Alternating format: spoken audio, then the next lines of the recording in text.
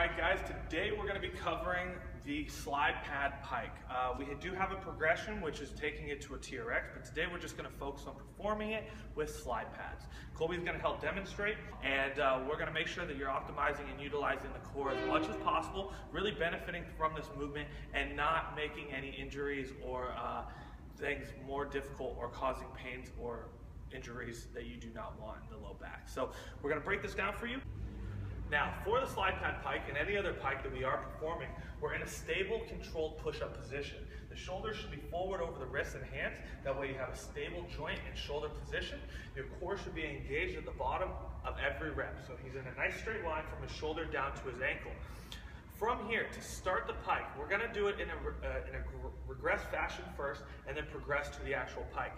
The first piece is just elevating the hips. So what he wants to think about doing is I'm grabbing him by his belt loop on his pants and pulling his hips up. As he does that, we're going to adjust this to a tuck knee first. So he's just going to try and pull his knees into his chest. What you guys see here is his hips stay up until those feet come closer to the elbow.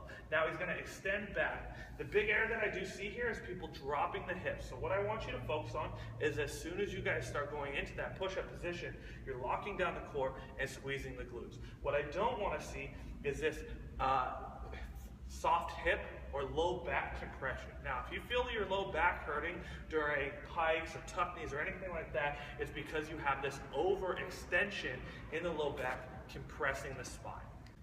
Now, taking the pike one step further from that tuck knee, he's still going to open up his hips, pushing them to the ceiling.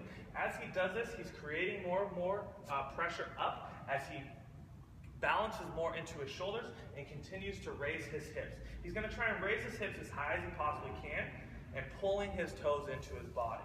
Okay? By doing this, he's creating a lot of force in his shoulders, so you are getting some isolation in those shoulders, and he's creating and engaging his core by tucking up.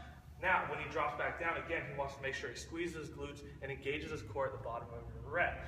Again, he's going to try and force his hip up, pulling those toes in, and then extending back and maintaining that core control. Now, the other main focus point here is thinking about drawing your belly button and the hip to the ceiling. So I've already expressed that I'm going to be pulling him by his belt loop, but now I want him to think about even pushing his belly button to the ceiling.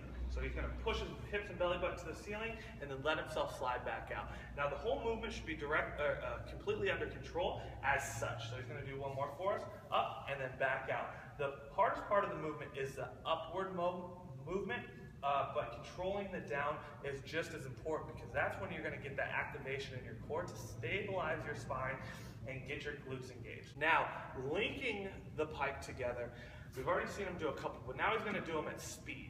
What he's going to do is set up with his shoulders over his hands. He's going to engage and activate his hips up, which is pulling his toes to his body. He's going to just 10 for us.